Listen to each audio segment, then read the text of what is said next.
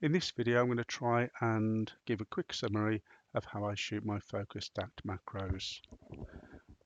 As you can see, I've got a number of sequences of images that I shot yesterday, images of a geranium flower, which I've imported into Capture One, could just as easily be Lightroom. I shoot in the raw format, so I need to just select the images that I want to process and convert them to JPEG, ready to stack them in a program that I use called SteemitGeranium20191202. So here are 62 JPEG images created from the stack of raw images that I've just exported from Capture One. For anyone who's interested, I shot these images with my EM1 Mark II using the 60mm Olympus macro lens. I shot them at f5.6, ISO 200, and at a 15th of a second. Right, okay, so now we need to open up the stacking program, Xareen Stacker, which I'll open now.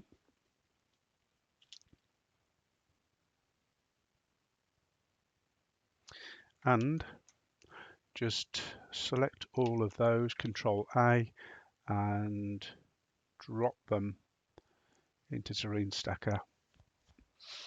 Just close those for now. Okay, so Xareen Stacker, the full set is in there. I'm going to stack them using, or stack and align them using both methods. Xareen Stacker uses one method called PMAX, another method called DMAP. I think PMAX gives you a bit more detail. DMAP gives you a better out of focus background area, so you can then blend the two together. So yeah, I'm going to hit align and stack, and that's going to take, I don't know, 5 minutes or so. So we'll come back when it's finished.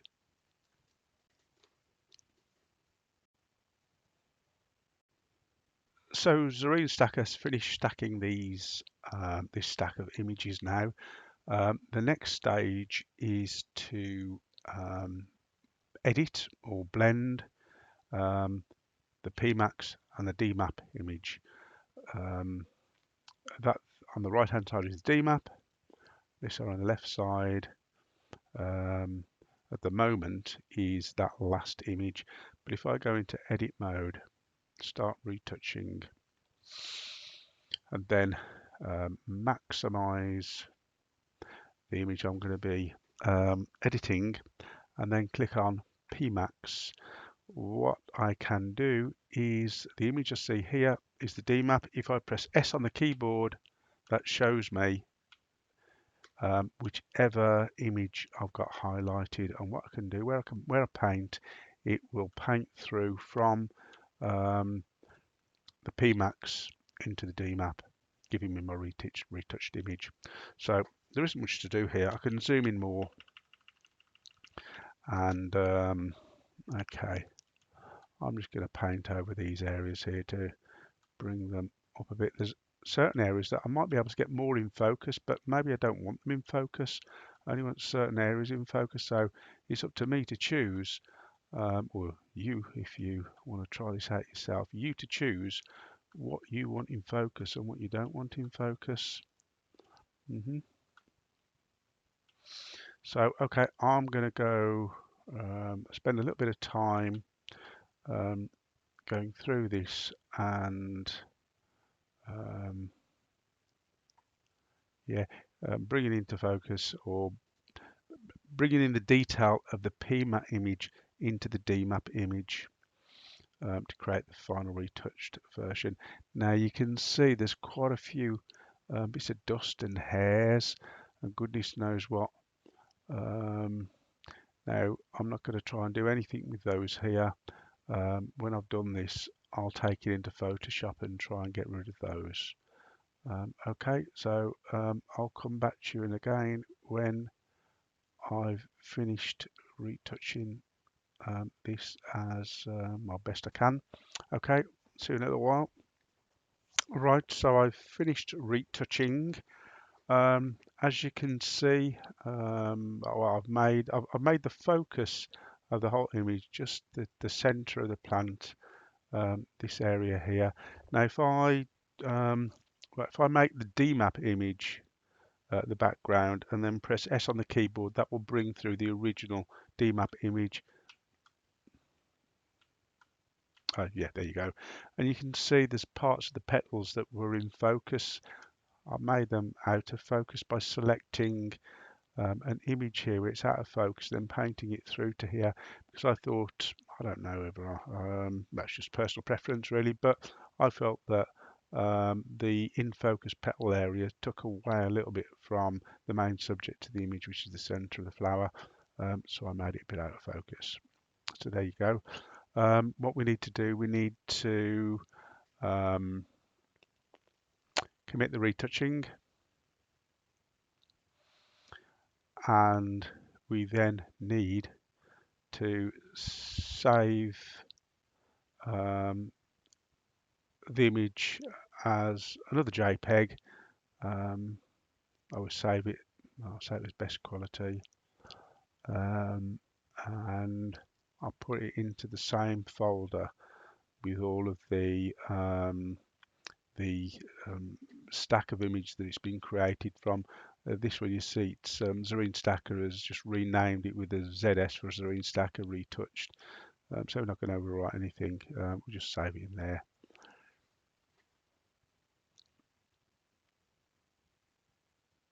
Okay, that's done. Could save that project if you wanted to. I don't want to. I'm just going to close Zarine Stacker. We've got the image open now in Photoshop, and I want to use Photoshop to try and remove these fine bits of fluff and hairs and dust. You can, well, you could try and blow this off before you take a picture of the image, or if you've got a very steady hand, try and take it off with some tweezer. But this is so small, you know, it's so difficult. It's just easier to take it out or remove the imperfections in Photoshop. You end up just damaging the plant if you try and get them off. Right, okay, let's zoom in a bit, and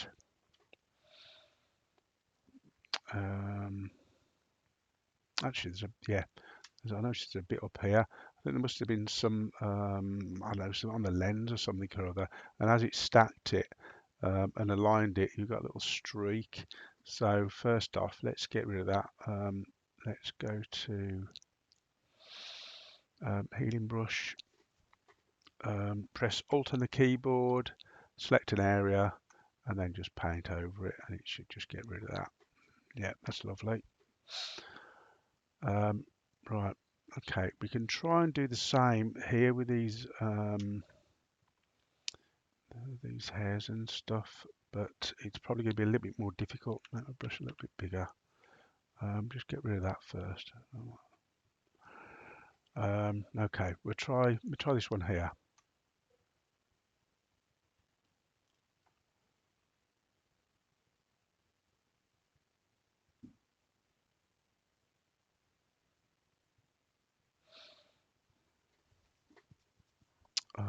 I'm going to zoom in a bit more. Yeah, I'll work just on this one hair here and just tell you what I do, and then I'll try and remove all the others and then come back, because otherwise we'll be here for ages.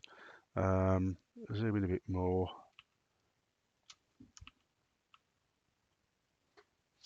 Okay. Now, if we choose an area there, what you tend to get sometimes, that's not too bad actually. I'm getting away with this quite easily, but sometimes you do get like if this area here was white and this is bright red, you get some bleed of the red into the white. So what you have to do, you have to create a mask and mask this area away from that area. So when you do your retouching, you know you're only going to be touching this area and not that area, if that makes sense. I'll carry on and we'll see if we get anything that that we'll get rid of that as well. But this is going quite easily, really, isn't it? So what I'll do, I just keep changing my sample point. I press Alt on the keyboard, choose a sample point, and then just paint. I can do the same there. Now we've got a very slight bleed of colour into there. So what I'll do is I'll do all that I can, then I'll come back and show you how I just tidy that up. So yeah, I'll stop the video recording, finish up what I can, then come back. Right, so I've done what I can to remove the hairs, and you can see, zoom in a bit more, you see even more so. Some of the areas where which is quite light, and it's against the dark red here. The dark red has bled into the white. You can see that there. Now, if you might be able to get away with that, but if anyone zooms in to look at the detail, they're going to see that and they're going to notice it. So what we can do, we can try and be a bit more accurate in the way that we use the healing brush. So first of all, we need to create create a mask to mask those areas, so we can isolate the lighter color area from the red area to work, yeah, sort of in isolation, so we don't get the color from the red going into the I don't know, the very light salmon color. To do that, we first need to create, because I don't think you can create a mask on a background, so we need to create an additional layer. If we just press, I think it's Control J, yeah, creates you a new layer. Then we can create a mask against this layer. And first of all, before we'll select some areas using the lasso tool so that we can create our mask. So what I'm going to do, I'm just going to select round here. I want to get rid of some of these areas. We'll leave that there. We'll just get rid of that and that. Go nicely that big into there. Okay, that's one area we've selected. To add to this selection, we need to press Shift on the keyboard. You see a little plus sign. If you can see that on the lasso icon, that will add, yeah, to the selection. So we do that and just go around this area here.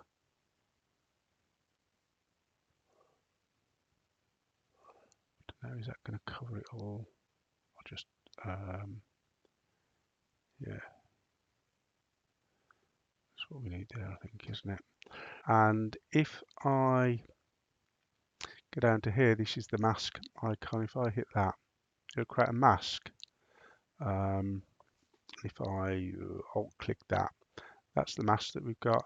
So any healing I do will take effect in these white areas, but anything in the black just won't be affected. Go back to the image. So if I, where was the worst of it? It was up here, wasn't it? So if I zoom in,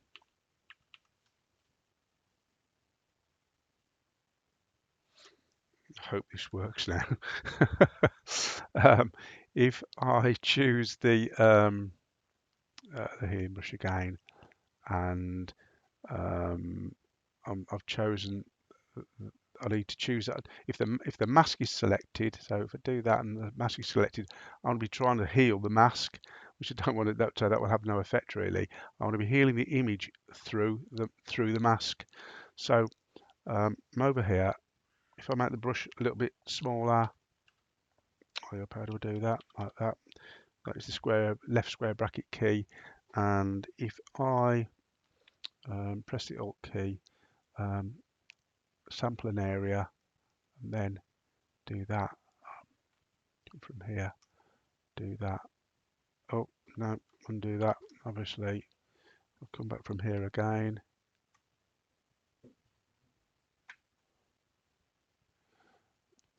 Same with this here, I think. Where was that mask? Just make sure yeah, I should have come down a bit further, shouldn't I?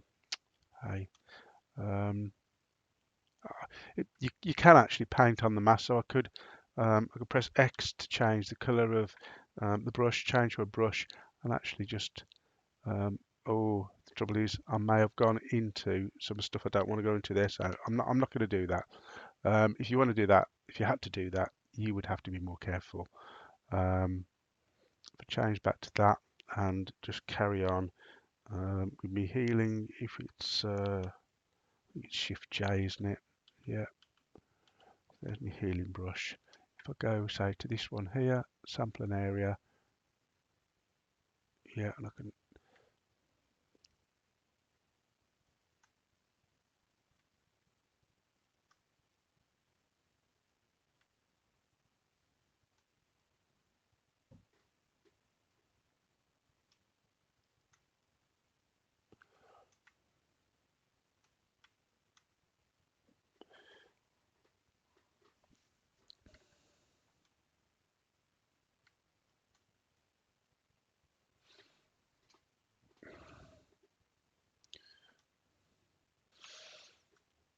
right, okay, I think I'm happy with that then. So you just need to save it. Go File, Save As, change it to JPEG, and that is going to be already there, isn't it? So we'll change that to, I don't know, PS for Photoshop. Oh, PS for Photoshop. And save, maximum quality, save, and we'll leave it at that. I hope I've not missed anything. I'll come back. Gonna have to come back to again, but close that. So here we are back in Capture One, where I just need to import our retouched image, retouched by Serene Stacker and Photoshop. I've got a shortcut, Control Shift I, which opens up the import dialog. It was in there, wasn't it? And I put it in that folder there. So select that, and okay, it's going to be down at the bottom. These are all the images I exported earlier. That's the one that's from Serene Stacker. That's the one from Photoshop with the hairs removed. So import that, and there we go. What can we do? Don't want to do that much, to be honest. Sharpen a touch. Said I had a bit of grain. Not much. Put it 1 to 1. So where's the grain? Right, so I put the grain all the way up. You can see it. Don't want that much, do we? But maybe go for that. Knock it down. What else did I want to do? Yeah. I'm just going to take the saturation of this down a touch. That looks a bit better, I think. That's what I want to do, I think. Just go full size. Just move about the image.